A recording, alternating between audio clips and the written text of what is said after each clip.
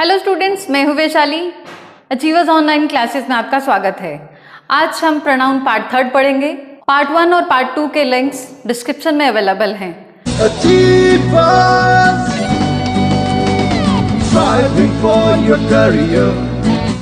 अब प्रोनाउंस की बात करते हैं तो प्रोनाउंस आप सबने आज तक पहले ही पढ़ते आ रहे हैं, बट प्रॉब्लम आती है छोटी छोटी मिस्टेक्स जो हम लोग बार बार करते हैं।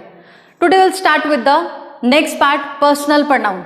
अब पर्सनल से बात होती है तो पर्सनल मीन्स आपकी अपनी बिलोंगिंगनेस से, जिस चीज से आप बिलोंग करते हैं वो आपकी पर्सनल है। Same is the case with the pronounce. चलिए जी, पर्सनल प्रोनाउन की बात करते हैं।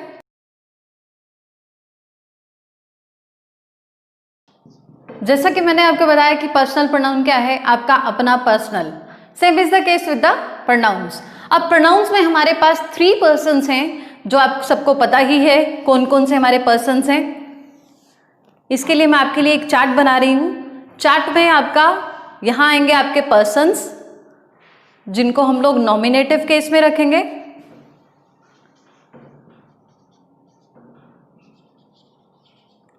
देन यहां आपका आएगा पोजेसिव केस और ऑब्जेक्टिव केस। हमारा फर्स्ट पर्सन है I and plural is we. I am a student. अब नॉमिनेटिव केस या फिर इसको हम लोग सब्जेक्टिव केस भी बोलते हैं, बिकॉज ये जो प्रोनाउंस हैं they are always used as a subject of the sentence. इन प्रोनाउंस को हम लोग हमेशा as a subject of the sentence use करते हैं। I am a student. अब बिलोंगिंगनेस शो करने के लिए आई जो प्रोनाउन है वो क्या यूज करता है, ये मेरा पेन है, दिस इज माई पेन। पिछले पार्ट में हमने पढ़ा था पोजेसिव के बारे में, तो my is a possessive pronoun as well as possessive adjective, जो मैंने आपको उसमें बताया था कि वो पोजेसिव एडजेक्टिव कब और कैसे होता है। Then mine is also possessive pronoun, mine is also used. Then come to the objective case is me. He helps me, वह मेरी मदद करता है। सब्जेक्ट इज ही और मदद किसकी करता है, मेरी मदद करता है। He helps me, me is the objective case. Then first person plural is we. We are student, our teacher is with us. अब इसमें दोनों को मैंने एक्सप्लेन कर दिया आपके लिए। Our teacher is with us. Our आ गया आपका पोजेसिव केस ऑफ प्रोनाउन और अस आ गया आपका objective case of pronoun. Then second person is you and plural is also the same. If I am talking to one person it will be you, if I am talking to the whole class it will be you only. Then you are a student, your brother is engineer. आपका भाई engineer है। अब your अगर आप एक से बात कर रहे हैं तो भी योर ही रहता है, एक से ज्यादा के लिए बात कर रहे हैं तो भी योर ही रहता है। योर का योर्स में चेंज नहीं होता। देन ऑब्जेक्टिव केस जो है इसका वो सेम रहता है for singular as well as plural. दोनों केसेस में ये सेम ही रहता है, चाहे आप सिंगुलर की बात कर रहे हैं या फिर प्लूरल की बात कर रहे हैं। Then come to the third person. Third person singular is he, she and it. He is used for the masculine gender, she is used for the feminine gender, and it is used for neuter gender. Means it is used for non-living things and animals. It can be used for infants when the gender is not defined. Otherwise, it is always used for non-living things and animals. अब कुछ cases में हम लोग ही का use भी करते हैं for bigger animals only, but otherwise it is always used for non living things and animals. Then he की बात करें अगर थर्ड पर्सन सिंगुलर, जैसे हमारा ही है, he is my friend, his father is doctor. उसके पिताजी डॉक्टर हैं। मैंने उसकी मदद की, आई helped him, I help him. She is my friend, her brother is engineer, her brother is engineer, her is the possessive case, or this is her bag. Then इसका जो objective case है that will remain the same. इसका objective case जो है वो same ही रहता है, वो चेंज नहीं होता। सिर्फ शी के केस में, थर्ड पर्सन सिंगुलर के केस में हर जो है वो पॉजेसिव केस भी वही है और ऑब्जेक्टिव केस भी सेम है। Same is the case for you का सब्जेक्टिव केस और ऑब्जेक्टिव केस जो है वो सेम रहता है, वो चेंज नहीं होता। Then it is for non living things, जो मैंने पहले ही आपको बताया। I have a dog, its tail is very long, its tail is very long and objective case will remain the same. Objective case जो है वो सेम ही रहेगा। Then plural is they are students, their teacher is with them.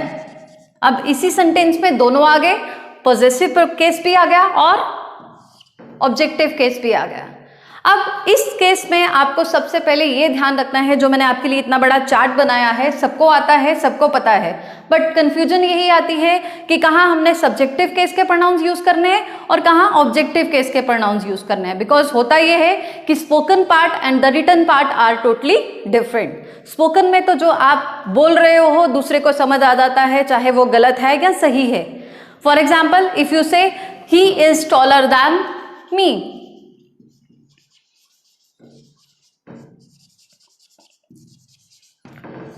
अब आप ये sentence हमेशा से बोलते आ रहे हैं, आपको ये पता है और आप ये समझते हैं कि ये सेंटेंस बिल्कुल करेक्ट है। Most of you will say this is the correct one. आपको भी ऐसा ही लग रहा है कि ये करेक्ट है sentence, he is taller than me, वो मुझसे लंबा है, simple. But the thing is, मैंने आपको अभी बताया कि सब्जेक्टिव केस और ऑब्जेक्टिव केस। अब सब्जेक्ट जब सेंटेंस में है, ऑब्जेक्ट तभी आता है जब सेंटेंस का जो सब्जेक्ट है वो ऑब्जेक्ट के लिए कुछ काम कर रहा है। जब सेंटेंस का सब्जेक्ट ऑब्जेक्ट के लिए कुछ काम करता है, एक्शन करता है, तभी ऑब्जेक्ट हम लोग यूज करते हैं, या फिर उस सेंटेंस में तभी ऑब्जेक्ट आता है। But if there is no action, अब इस सेंटेंस में कोई भी एक्शन नहीं है, कोई भी एक्शन नहीं है, इसमें क्या है, कंपैरिजन है, मीन्स एडजेक्टिव दिया हुआ है, there is no verb in the sentence, so we have to use the pronouns of the same case. इस केस में दोनों जो प्रोनाउंस हैं वो सब्जेक्टिव केस के यूज होने चाहिए, ना कि सब्जेक्टिव और ऑब्जेक्टिव केस में। अब अगर आप बोल रहे हो तब तो मुझे समझ आ गया, ही इज टॉलर देन मी, वो तो मुझे समझ आ गया, but grammatically it is not correct. Grammatically it is not correct because subject और ऑब्जेक्ट तभी होता है जब सेंटेंस में कोई वर्ब लिखा होगा आपने। जब तक वर्ब नहीं होगा there will not be any object in the sentence. अब इस केस में क्या आएगा, he is taller then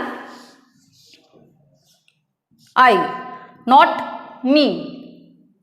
He is taller than I, not me.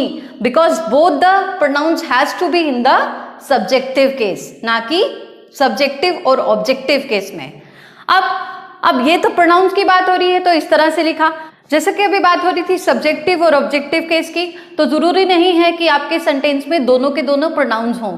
कई बार ऐसा भी होता है कि आपका एक सेंटेंस में सब्जेक्ट जो है आपका प्रोनाउन है और दूसरा नाउन है, तो उस केस में हमें वैसे ही यूज करना है। For example, he is taller then Ram.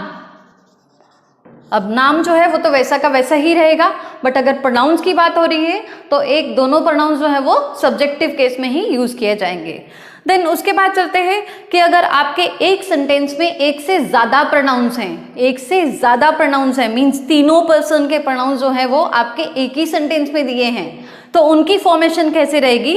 पहले आएगा आपका second person, then third person, then first person, second person, third person, then first person. अब थर्ड पर्सन की जगह ध्यान रखिएगा, जो मैंने अभी आपको बताया कि इसकी जगह किसी का नाम भी हो सकता है। चाहे अगर आपके पास तीनों सेंटेंस में तीनों प्रोनाउंस हैं तब तो बहुत अच्छा है कि उनकी फॉर्मेशन ऐसे ही रहेगी, यू, ही एंड आई। और सपोज आपके पास दो प्रोनाउंस हैं, ये वाला और ये वाला, तो पहले आएगा you then I. But usually हम लोग यही बोलते हैं, I and you will go for the party tonight, I and you will go for the party tonight. बोलने में तो समझ आ गया, but grammatically it is not correct. हमें पहले सेकंड पर्सन लिखना है, देन थर्ड पर्सन अगर नहीं है तो फर्स्ट पर्सन लिखना है। समझ आ गया? आई होप कि यहाँ तक आपका कंसेप्ट जो है वो क्लियर हो गया होगा। बहुत सारों को ये आता भी होगा और बहुत सारे ऐसे भी हैं जिनको ये नहीं पता होगा, बट ध्यान आपको यही रखना है कि पहले सेकंड पर्सन आएगा, देन थर्ड पर्सन आएगा। Third person can be either name और प्रोनाउन, दोनों में से कुछ भी हो सकता है। देन फर्स्ट पर्सन, ठीक है। अब ये तो हम लोग बात कर रहे थे सिंगुलर प्रोनाउंस की। अब यही प्रोनाउंस आपके अगर प्लूरल में है, यही प्रोनाउंस अगर आपके प्लूरल में है तो फिर कैसे लिखेंगे? फिर उनकी फॉर्मेशन आप इस तरह से नहीं लिखेंगे, you, they and we, that will be wrong. अब हिंदी में अगर आप लिखो, देखो इसको तो क्या आता है, तुम, वे और हम, वो तो बोलने में भी थोड़ा अलग सा लग रहा है। अब इसको हम कैसे करते हैं? अगर आपके प्रोनाउन जो है वो प्लूरल में हैं तो उसकी फॉर्मेशन रहती है, पहले आएगा आपका first person plural, then second person plural and singular both remains the same, then third person plural, we, you and they. अब दो हैं, वी एंड दे, हम और वे, या फिर हम और तुम। प्रोनाउन हम लोग प्लूरल की बात कर रहे हैं, तो फॉर्मेशन आपने ये ध्यान रखना है, पहले फर्स्ट पर्सन प्लूरल आएगा, देन सेकंड पर्सन आएगा, देन थर्ड पर्सन आएगा। आई होप यहाँ तक आपका कंसेप्ट क्लियर हो गया होगा कि अगर प्लूरल में है तो कैसे लिखना है, सिंगुलर में है प्रोनाउंस तो किस तरह से फॉर्मेशन रहेगी। अब इसमें हम लोग देखते हैं कि अगर आपके पास प्रोनाउंस जो हैं, आपके पास सेकंड पर्सन और first person as a subject है, अगर आपका प्रोनाउन सेकंड पर्सन और first person as a subject है तो इसके लिए जो आप possessive case of pronoun use करेंगे that will be according to first person plural pronoun, that will be according to first person plural pronoun. For example, you and I will do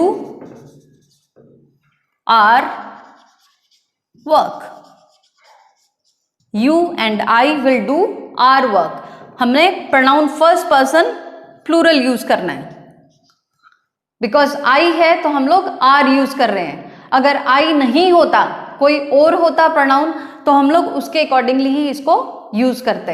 अगर suppose यही होता आपका second person और third person, you and he, you and he, अगर second person और third person आपके as a subject हैं तो फिर उसके लिए जो आप possessive case of pronoun use करेंगे that will be according to second person. अगर आप हिंदी में उसको देखो, अगर आप लिखते हो तुमने और उसने उसका काम किया, you and he have done his work, means किसी और का। अगर देयर लिखते हैं तो उनका, बट हम कह रहे हैं कि तुमने और उसने तुम्हारा काम किया, you and he have done your work. समझ आ गया? You and he have done your work.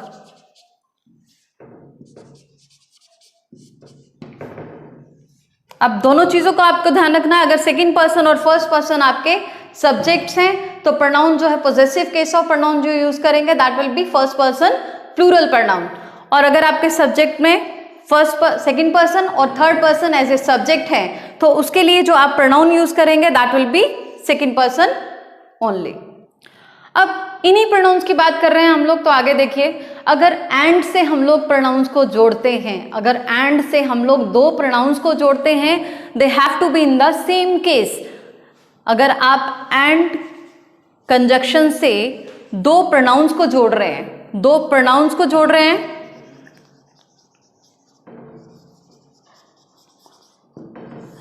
अगर दो प्रोनाउंस जो हैं वो एंड कंजक्शन से जोड़े जा रहे हैं तो they have to be in the same case. Same case means they have to be in the subjective case.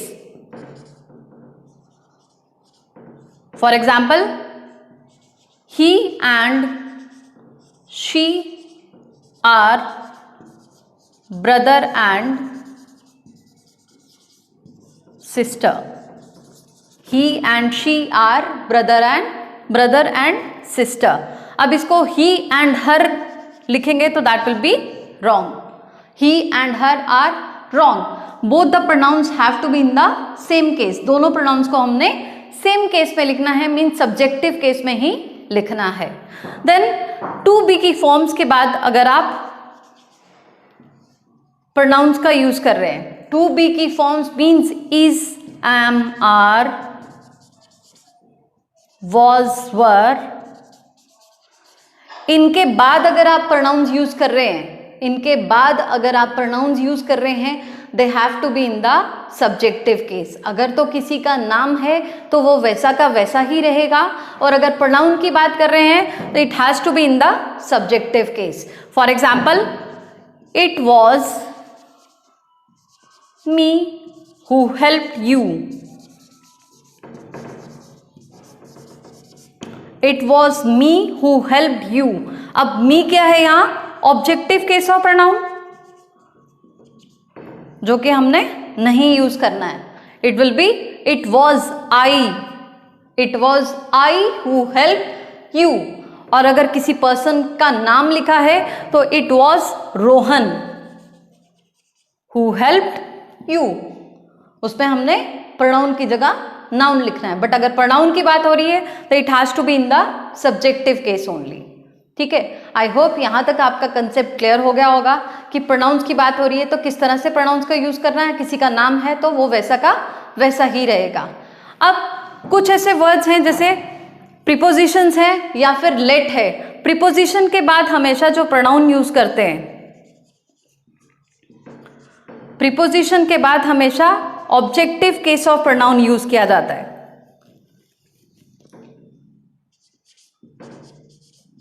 Preposition के बाद हमेशा ऑब्जेक्टिव केस ऑफ प्रोनाउन, जो ऑब्जेक्टिव केस हमने अभी चार्ट में पढ़ा है, objective case of pronoun is used.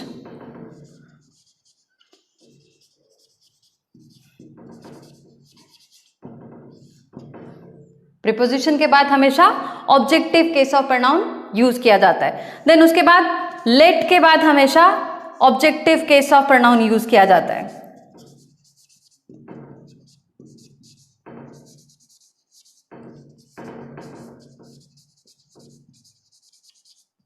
For example, between you and me,